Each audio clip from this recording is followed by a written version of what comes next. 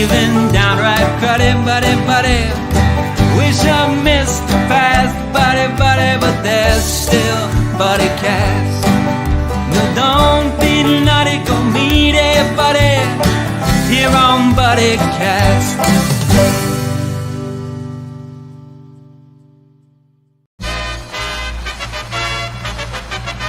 Ladies and gentlemen, please welcome the founder and host of Buddycast, Nick Sorensen.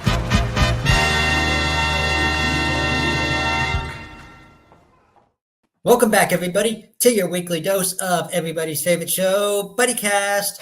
I'm your host, Nick Sorensen. Thank you for joining us on this lovely Monday. I like this new Monday schedule that I've got going on. It gives everyone a chance to refresh for the week, gives you a dose of your daily buddies. And hey, speaking of buddies, we got a new buddy on the show. We got my buddy, voice actor Jef Brown. How you doing, Jeff? I'm doing great, Nick. Thanks for having me on Buddycast. Hey, you're not a guest on Buddycast. You're a buddy. You're an official buddy. So remember that. Thanks, buddy. So, buddy, I first got to start by asking, what inspired you to become a voice actor? Take us down your career path. Oh, well, a long time ago, I got into radio, and I was doing radio shows. When you do a radio show and you're talking all the time, and somebody sooner or later wants you to, sell their cars or their trinkets or their Ginsu knives or whatever, and the next thing you know, you're doing commercials, and commercials will beget other projects along the way. And although the vast majority of it is commercial work, sometimes it'll be training videos. Sometimes it'll be I don't do book narration myself, but I do know people who do. But it's just it's an interesting side gig to go along with the radio. The radio is kind of constant in that I do a radio show now. I do an afternoon show every Monday through Friday from 2 to 7 p.m. And then the side gig is the voice acting. Love it. So take us down that road. What led to you wanting to have a passion for radio? Oh, okay. Well, giving away my age, there was a movie in the 70s called FM. And when it came out, I was in grade 11. And I went and saw this movie with a friend of mine, and we were having a good old time. We liked the movie and everything. And the very next day in high school, we have the guidance counselors. The guidance counselor is supposed to tell you, how to do what you want to do in your life. And so it just happened that the very next day, out of the blue, I didn't know what was coming. I was called down to the guidance office, and basically their question was, "Gee, Jeff, what do you want to do with your life?" And as most people in grade 11, I had no idea. But having seen this movie just the night before, I said, I want to be a radio DJ. And so they spent the rest of the meeting and pretty much the rest of the year trying to talk me out of it. And I decided, well, you see, I was always, if you tell me not to do something, then I want to do it even more. And they just kept saying, it's a hard thing to do and blah, blah. And, so I just said, no, this is what I want to do. And so they finally said, okay, fine. And they pointed me towards college. And I ended up going to college. You got a diploma, said I knew something about radio. And then after that, I went out and started to get, those beginner jobs. Wonderful. So you've done a plethora of commercials and PSAs throughout your career. Give us some notable ones that, maybe some of our fans would recognize you from. Well, commercial-wise, I've done everything from Uncle Ben's Rice to I've done stuff for Toyota. I've done some great stuff. I did some stuff for Amnesty International. I've done stuff for various organizations. There's one, the name escapes me, but it's a sea creature preservation thing, a very cool kind of a documentary PSA that I did for that. Lately, I just did a television series for a show called Ranchland Listings, and that's on Paramount Plus in Canada, and it is either on or coming soon to Prime in the US. And it's a character that's telling about these ranches, incredible ranches, because everybody's watching Yellowstone and everything's, oh, I'd like one of those. And so they've come up with all these funky ranches, or really cool ranches, very expensive ranches that are actually for sale. And we tell the story about people who are selling them, even people who are trying to buy them, and that sort of thing. And I'm the narrator, but they wanted a kind of a ranch, like a Sam Elliott ranch kind of guy, to be your host. And so that's what I became. And we did 15 episodes of that. And again, that is streaming now if you want to check it out. And there's talk that we might do a season 2 sometime later this year. Ooh, season 2. So tell me about your experience with that show. Like, what it was like with all the ranches. Well, I was really quite surprised because, quite honestly, I didn't know a whole lot about ranches or people selling ranches or what kind of ranches there were. But these were ranches right across the USA and even into Canada that are, like we're talking $60 million ranches. But they've got all kinds of fancy things, private stables, private dressage areas. Some of them, they had exotic animals, yaks. One was a yak farm. They raised nothing but yaks. I didn't even realize people raised yaks. And of course, I have to sound not only as if I'm, the ranching type, but also I have to make it sort of sound like I know what the hell I'm talking about. I was about to say, did you do any research for the role? Did you do anything like prepare ahead of time, or no? You see, that's the thing. I part of the reason that I've never really gotten beyond being a radio guy is I just like to walk in the room and do it and go home. So if one day I actually tried a little bit, I could probably do incredible things, but that's just too much work. Mm-hmm. So basically, you come, you talk, you leave. Basically, and I'm good with taking direction. I love direction. The worst thing to do is just leave me on my own because I don't know what the heck I'm supposed to do. So I've worked with some great voice directors, and it's funny because voice direction, it can get to be a little strange because it's like can you say a little stronger, or can you be a little more gravelly, can you be a little less gravelly, can you go up, can you go down, then there's the various pronunciations that you have to make sure that you nail. You have to know your audience and that sort of thing. So when I have a good director, that makes a world of difference, and it actually makes the whole thing go by a bit quicker. Although there are sometimes when I'll be doing a commercial, and it'd be just a 30-second commercial for some product, and whether I'm in somebody's studio or here in my home studio, there'll be like about 6 people who are involved, and each one has veto power. And there will be times when there'll just be that one person in there who just doesn't seem to like exactly what I'm doing. And we do it over and over and over and over and over and over. Sometimes it'd be like a couple hours on a 30-second commercial. Then they send you into a waiting room and serve you water. And you sit there and wait while they play it back to the sponsor, because the sponsor has to have the final say.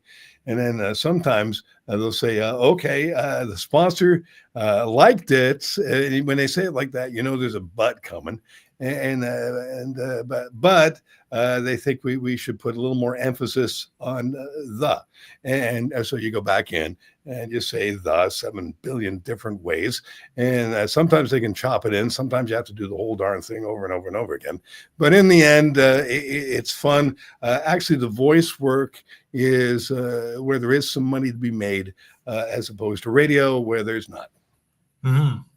Definitely. What's the most interesting commercial you've ever been involved in that you've had to be like, kind of like the scene on Bohemian Rhapsody when they're doing their first song and they're just doing it over and over and over and over and over again, basically? I've been at it long enough that, well, I'm afraid things have started to blur. So I'll remember things, and I'll have a hard time remembering it. Where was I? Was that spot or that spot? But I've had just a number of spots that will go on like that. I can't remember the specific details of what we're doing, but just what I was just saying is kind of a general thing that happens a fair amount. But then again, there's also times when somebody will say, okay, we want to pay this bag of money to do this commercial, and the commercial is literally one sentence long. And so you sit down with them. They kind of give you the idea of how they want you to say the one sentence, and then you say it about 10 or 20 different ways, and you've been at it all of 6 minutes, and they go, great, that was wonderful, thanks so much, and off you go. Mm-hmm. Wonderful. Now I'm going to ask the question that's probably on every viewer's mind right now. Has anyone ever told you look like Robert Downey Jr.? No, you're the first. Yeah, it's a blessing. I'm not going to call it a curse because it really isn't, and it's gotten to the point now where I don't notice it when people are kind of looking at me. Now my wife, she can always spot them, and sometimes she'll go, there's a Robert Downey Jr. Sighting going on over there or whatever. And sometimes we'll be going through the mall and there'll be somebody, and what they'll do is they'll set up their friend. So it kind of makes it look like they're trying to take a picture of their friend, but you really know that they're trying to take a picture of me. And my wife is great. She'll actually go, do you want to get a picture with him? He doesn't mind. And so I end up with pictures with people in malls and such. And it's always a lot of fun. We just came back from a trip, and I was just the talk of the TSA getting on the plane. I think I had one poor girl convinced it was the real deal, and she didn't know what to do. That's awesome. How many pictures do you think you've taken in your travels? I must be on tens of thousands of Facebook and Instagram pages with smiling people who are trying to convince their friends that it's really him. It's really him. Because I always tell people, just tell everybody it's really me, the guy, and they'll all be impressed. But it is fun. I don't mind at all.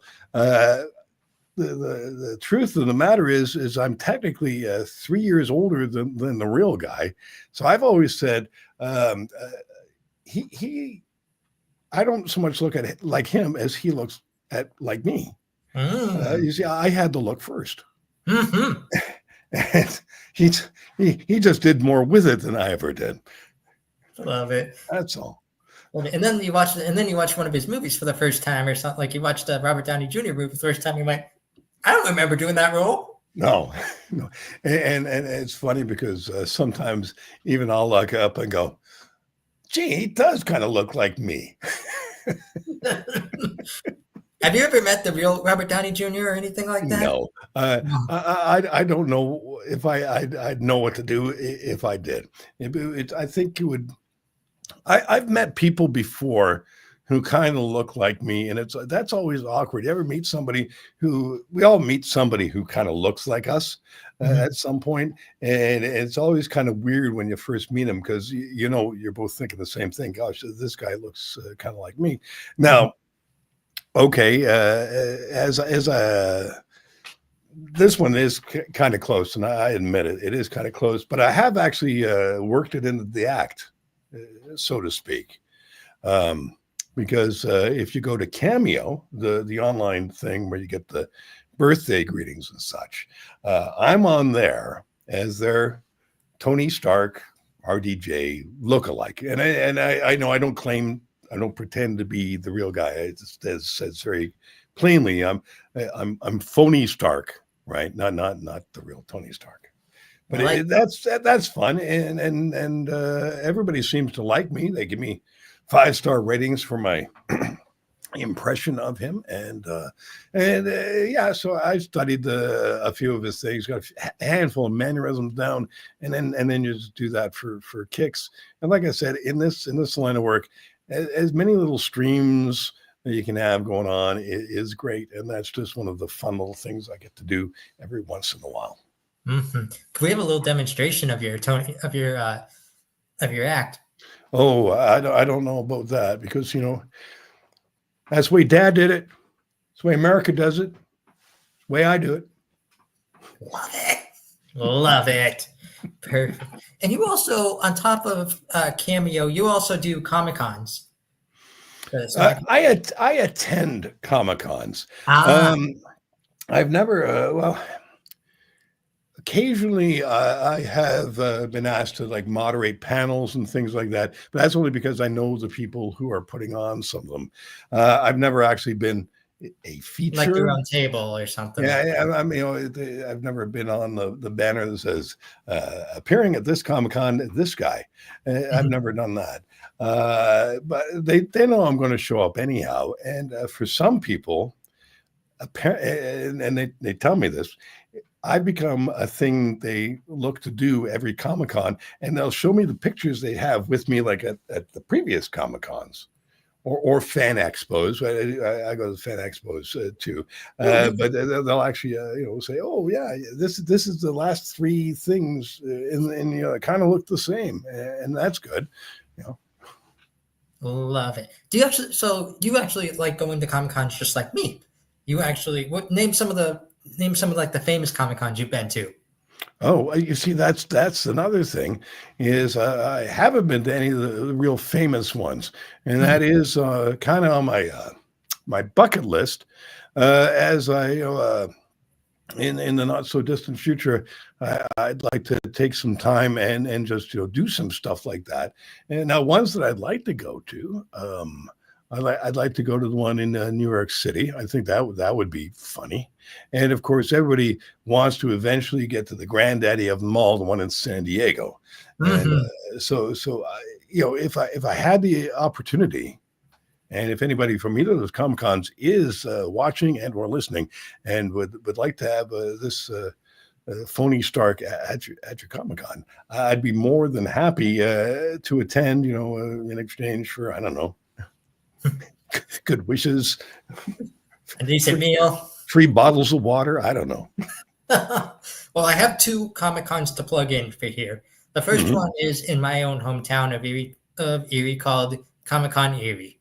It's a smaller con. It's at Bayfront Convention Center, but it's one where you get to truly know fans. It's not one of those where like you've been to those Comic-Cons where you wait in line for like 2 hours just to say hi, get an autograph, smile for a picture, bye. Yep. Like you truly get to talk to the acts. You truly get to talk to the celebrities that are there. You get to know the vendors. You get to know just everyone there. So it's a beautiful Comic-Con. And then there's one of my favorites. It's called Steel City Con, if you've ever heard of that one. Is that the one in Pittsburgh? Yes. Yes, that is another one that I think, because that might be a fun one to go to as well. That's not so very far away from me either. It's a hop, skip, and a drop away from me, and I love to go because they get A-list celebrities. They get just people that like they always every they do it like 3 times a year. Spring, summer, and winter. And every time they get me with who they get. Like they've gotten people like Chevy Chase. They've gotten people like characters from Rocky. Just all these like you never know who they're going to get next. I actually have. Who's the coolest person you've met? Ooh, there's a lot of them. I've met I'm a big Rocky fan, so meeting Dolph Lundgren was Mhm. a huge honor for me. I met the cast from the Vacation movies. I am a little person with a form of dwarfism, and Beverly D'Angelo told me a really great story of how if you watch Christmas Vacation, during the night scenes with the kids, when the kids are in like the far shots, Yeah. not like the close-ups or anything like that, they use little people Oh, I for didn't the know that. movie. Yeah, they use little people for the movies as the stand-in because of child labor laws. Right. And she said, the people she worked with were absolutely nice and just a thrill to be with. And she got to know them afterwards. Like she had a line probably from here to my next door neighbor's house, but she took the time to talk to me and tell me that story. So she was a sweetheart. And my crowning moment is actually right here.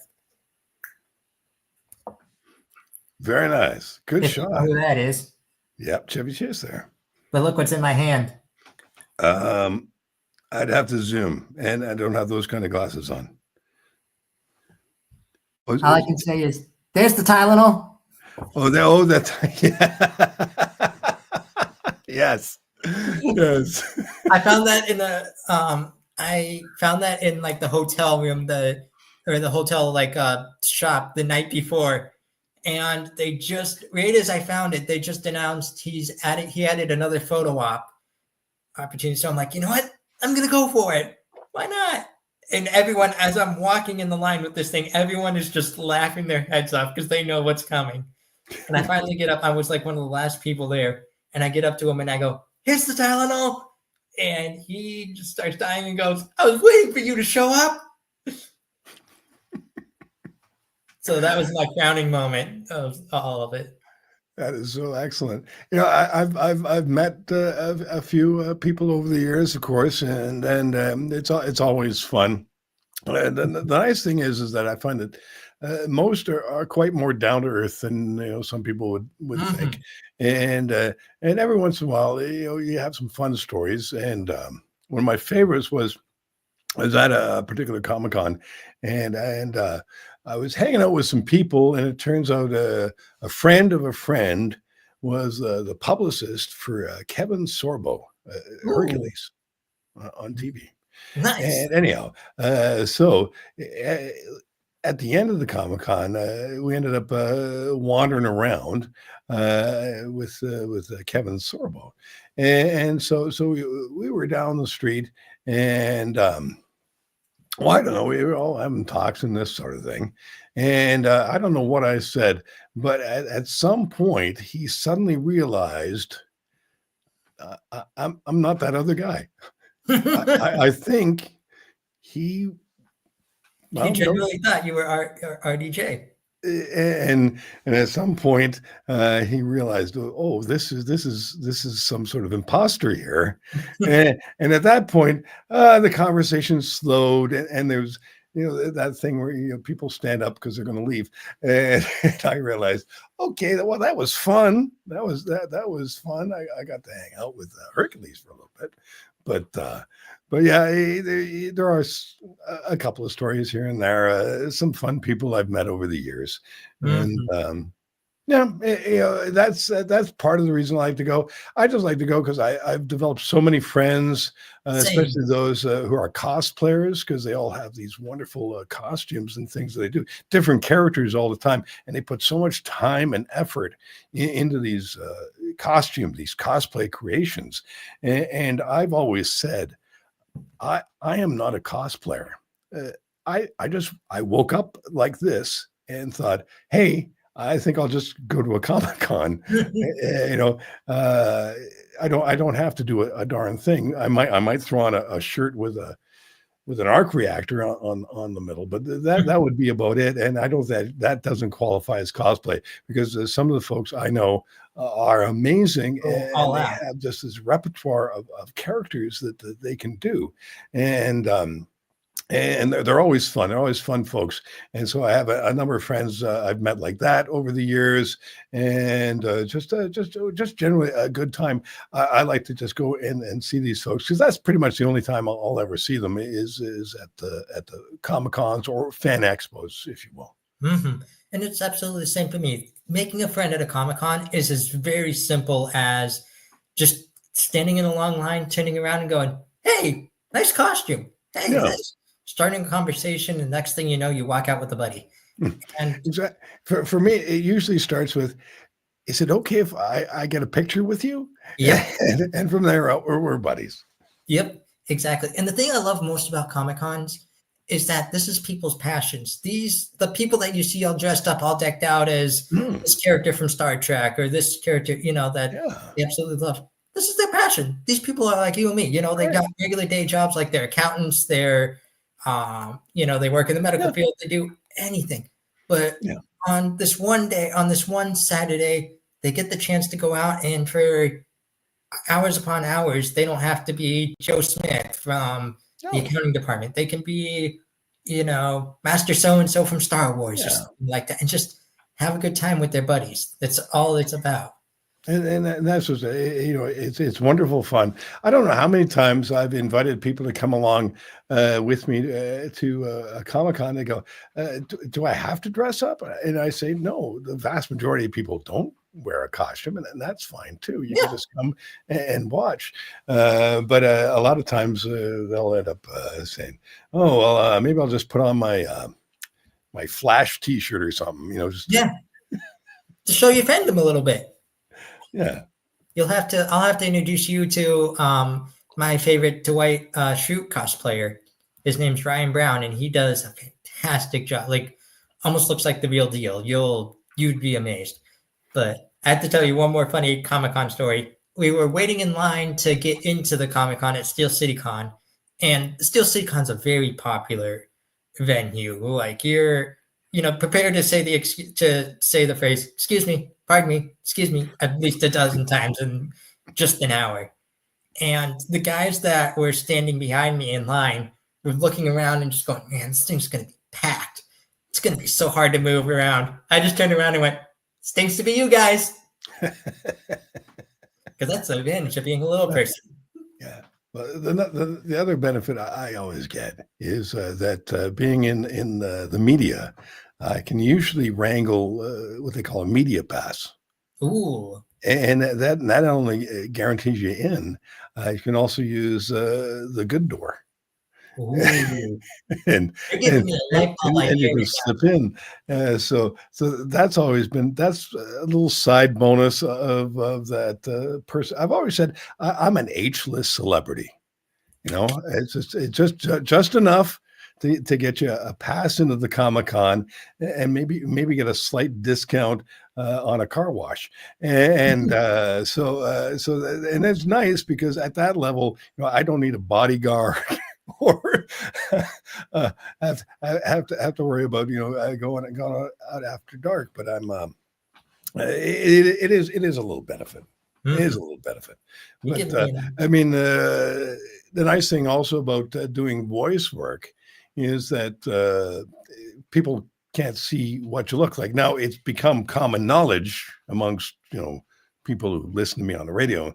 They all know what I look like because it comes up in conversation. But generally, most people just hear voices and they don't know who that is.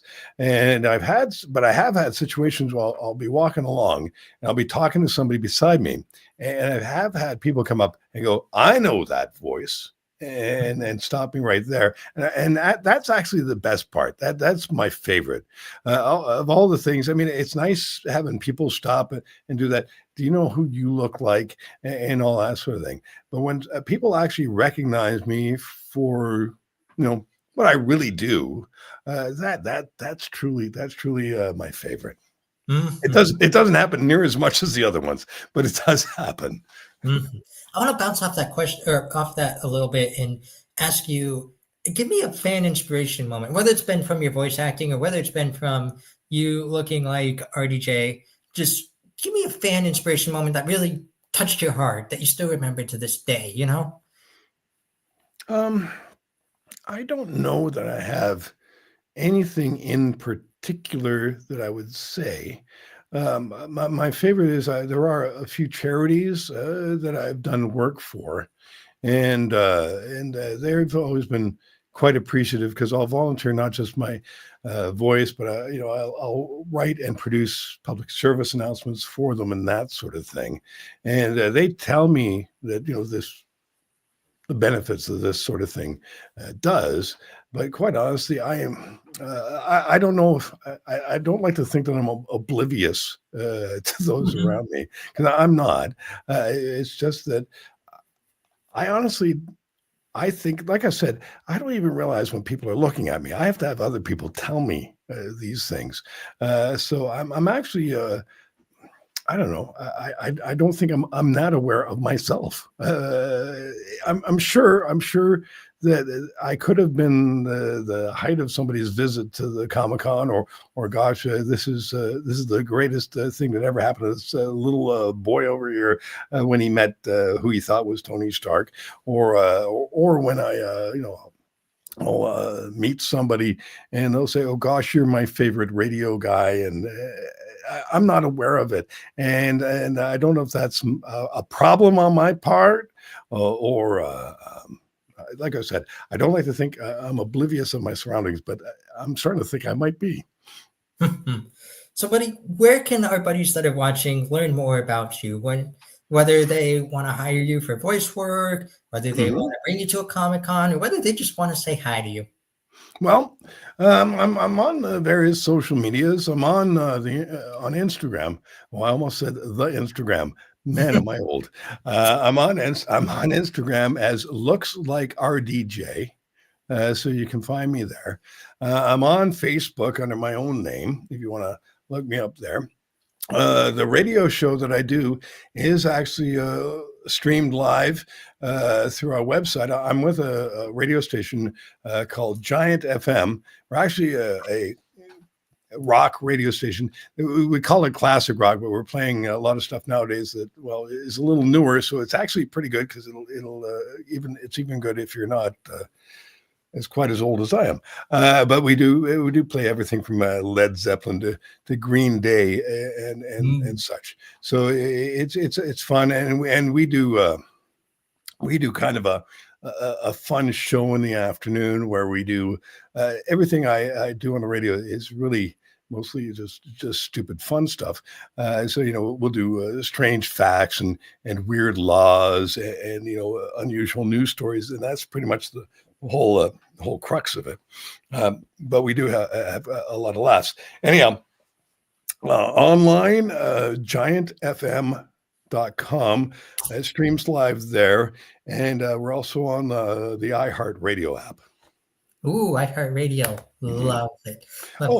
And I also have a personal website, and it's jefs.com. But remember, I only use one F, okay? So JEFS.com? JEFS.com. And on there, you will see a sample of my voice work, which at the moment needs some updating. But there is quite a number on there of the various commercials and things I've done. And also, it'll show you a little more other things I've done. I've done some comedic stage work. I did some shows as Ed Sullivan. You're familiar with Ed Sullivan? Mm-hmm. So I did a comedic Ed Sullivan. I have to shave for that one, but I did a whole series of those. It was basically an Ed Sullivan show, and we brought on these were tribute acts, like Buddy Holly's and that sort of thing, Elvis Presley and Beatles acts and that sort of thing. And we did a whole series of shows. Haven't done one of those for a while. Might do them again sometime soon if time permits. And that's the other thing, is you only have so much time to do so many things in a week. But that was a lot of fun. So I did those as Ed Sullivan, and we did a kind of a similar show in which I portrayed Dick Clark. So we did like an American Bandstand kind of show, again, always with a comedic bent to it. And so I've done those sorts of things as well. So, yes, star of stage, screen, and cable TV here. Um, but but yeah, it's all on my website if you want to have a look see at that, and also that has a link to my agent, and through my agent, I can be hired to voice commercials and such. Ooh, perfect. Perfect. Now, follow-up question with your radio show. Who are some of your favorite bands to play, like through the radio? Okay, now you see, now here again, showing my age. Yeah. These are the bands that I went to I listened to in high school. So I was into like Supertramp and Pink Floyd and Mm. Led Zeppelin and Van Halen and that sort of genre I really enjoyed in the day. But also a huge Doors fan, and of course absolutely the Beatles. I was the very first record I think I ever bought was a Beatles record, but the Beatles were huge with me. Rolling Stones, of course, and that kind of genre. That's really my touchstone scene. But that's not to say I haven't done other things. For a period in the 1980s and in the 90s, I was also a nightclub DJ. In addition to doing the radio, in those days when I was much younger, I was doing morning radio, and morning radio requires you to get up at I don't know 2. But what we would do is we would we would DJ. I would DJ at these big dance clubs, and then once everybody went away, we would party for a couple hours, and then I would go over to the radio station, sleep for maybe 90 minutes on the boss's couch, and then get up and be funny. Uh, and and I always said, anybody you hear on especially on morning radio, anybody can be funny because it's just a combination of caffeine and sleep deprivation. Everybody is funny in those situations. Everybody. So when you think, how do these morning guys be so funny? That's all it is. It's funny. So anyhow, I did that for a period of time. Gosh, I've worked as a roadie in the early days. I was a roller disco DJ for a time. I've always kind of worked in this sort of thing. I did technical stage work in dinner theater. I did stage lighting. I've always sort of been in the field kind of thing. And if you ask me, how did you do this and how did you get into that? I don't know. It's just something that that happened to me. I think it's because I just have this inability that if somebody says, "Hey, would you?" and I say, "Yeah, sure, why not?" and off I go. And I don't know if I'll be good at it, bad at it, or whatever. But I fortunately I've lucked out for the most part, and been at least half-assed at it. So yeah, I've made a world of it for these many years. Love it. Now, I got to ask, who are you a roadie for? Oh, now this would go way back. So it was a small promotions company, but we did bands. Some of the bands we did bands. If you're familiar with the Tubes, the Monks. We toured with Anne Murray for a little while. That was a tough one because the woman traveled with like a full orchestra. Burton Cummings did that. I had to help lift Burton's portable white baby grand, which was just a backbreaker. There was a number of people that you met. I didn't. Yeah, so it was mostly just these small acts, and it was a smaller promotions company. But we would pick them up and stay with them for like 3 or 4 gigs as they went through the general area. Setting up stages and plugging in equipment and then tearing it down. And during the show, of course, we had to do security. So, you have to put on a tight t-shirt and stand in front of the stage like this. So the fans wouldn't, go wild on the stars. Teenage Head. You familiar with Teenage Head? The Canadian band out of Hamilton, worked with them a lot. Max Webster. And that's another thing. I don't know, you haven't touched on this. Is I'm actually on the Canadian side of the border. Mm-hmm. So most of the stuff is a little more Canadian oriented, but still a lot of it translates. And like I said, I think most people have heard of at least some of the acts that I've worked with. Yeah, I'm certain. I've got a lot of buddies from Canada. So I'm certain someone's going to watch this episode and be like, I know them.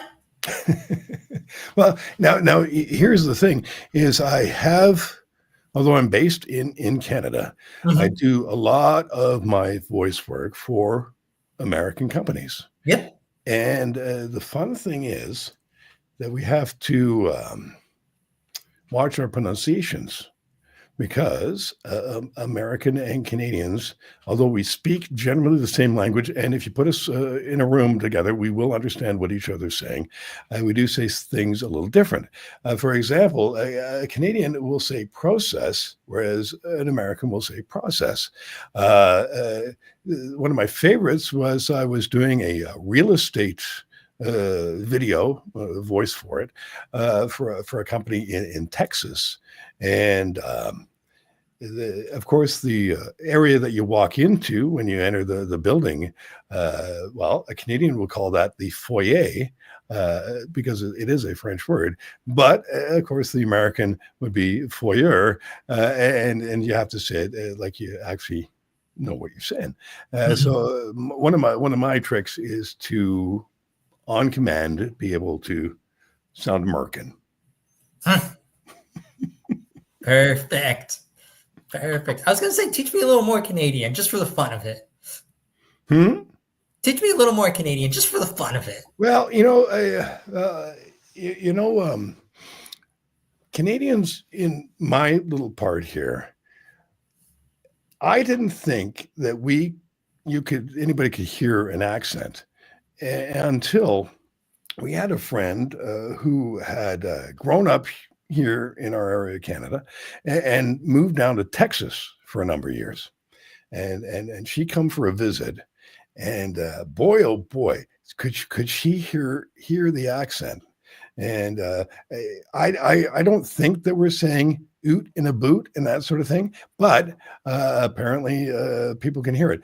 For example, when I have a script that I'm going to read, and if it's an American company, I will make a point of the words like about or house, anything that's OU.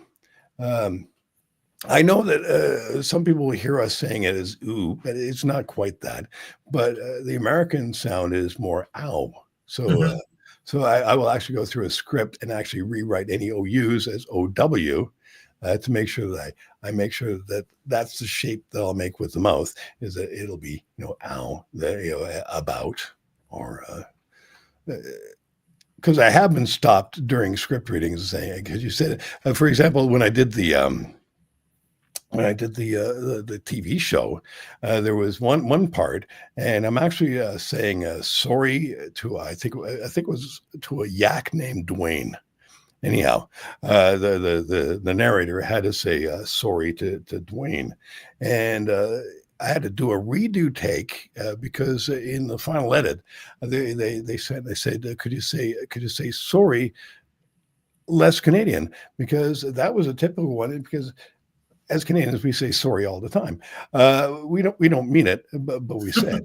But as Canadians we say sorry, and as Americans would say sorry.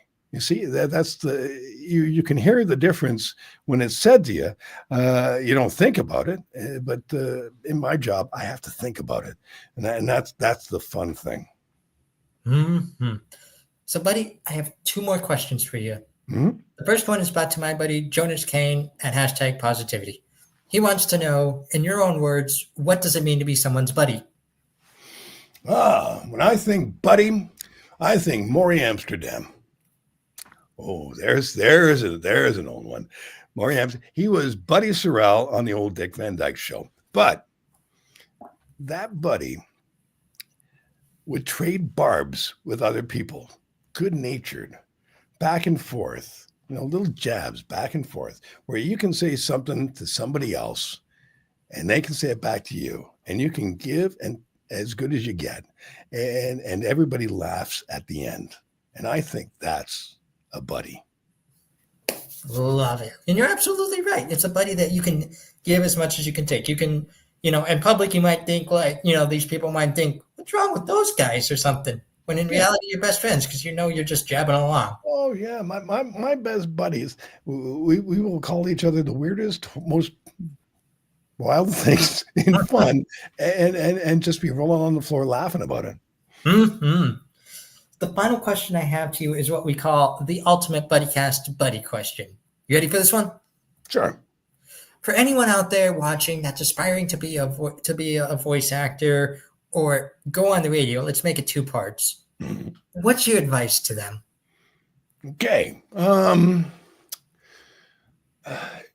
To be a voice actor, don't think that you have to have the voice of a voice actor.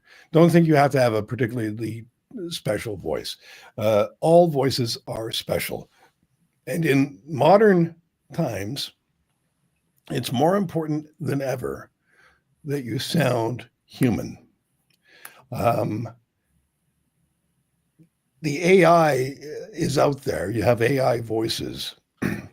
And generally, they sort of sound human, but as I always say, they have dead eyes. You can't hear the humanity in their voice. So always make sure that you sound human. Don't try and sound announcery. Matter of fact, all the jobs that I get now, all of them, one of the lines that's in almost every direction is not announcery. People want they want a human voice, a voice that actually sounds like a human being, and all human beings, and they need variety too. They don't want people who sound like everybody else. Everybody is looking for a unique sound, and that's the neat thing is that even if you think, well, my voice is too high, my voice is too low, my voice is too this or too that, it doesn't matter. Everybody who has the ability to breathe some life into what you're reading, just to turn it into something that you can tell there's some humanity to it, and that will get you work as a voice actor. Everything else will just be done by the robots because they will take over the jobs where people just don't care anymore. They might I don't know, sell you something stupid on the internet or something where they don't care. But just don't ever worry that you don't have the radio voice. I mean, we can all do the radio voice. I don't want to do the radio voice all the time, but I can do the radio voice. But you don't have to. It just your voice is something unique. That's your likeness, your image, and don't ever be ashamed of it. Matter of fact, you're special because of that. Wonderful. And anyone that wants to go into radio one day, what advice do you have for them?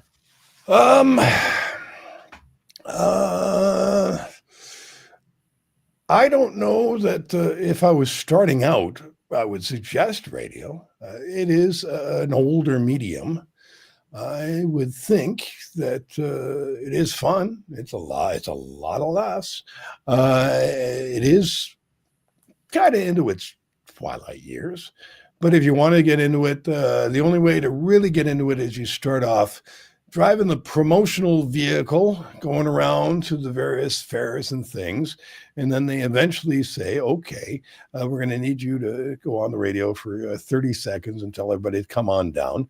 And when you do that, if you think about it, and if you're comfortable with it, and you sound natural and fun, then they will say, hey, this person's all right. And they might say, do you want to do a weekend show? And then you might go from there. They used to have all night shows, but now that's all we don't have overnight people very often. That used to be where you started. Now you might be given a weekend show or something like that. And then if you really wanted to stay at it, and like I said, you'll probably need another side gig to support yourself. Then you might get into it, and then you'll need another side gig. But it is fun. It's a lot of laughs, and I've done it for so many years that I can't think of myself doing much of anything else. Love it. Love it. Well, buddy, thank you for being a buddy on Buddycast. It was a pleasure. It was a pleasure speaking with you. It's a pleasure learning about all that you do and the passion that you have for it. It's a pleasure to meet Robert Downey Jr., basically. You know? Remember Cameo. I'll do your message. Yeah, absolutely. And buddy, before we end this episode, I have one favor to ask you. Whatever you do today, tomorrow, next week, next month, even next year, promise me you're going to go out and you're going to go be someone's buddy. I will do that, Nick. Perfect. Thank you, buddy.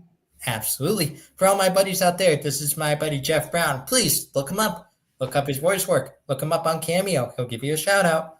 Just look up his work. I'm your host, Nick Sorensen. Thank you for joining us on another episode of everybody's favorite show. Well, the days are going fast, buddy, we've got to make them last, buddy, before they've all gone past, buddy, tune in to Buddycast. But don't be none, it can make it, buddy, here on Buddy.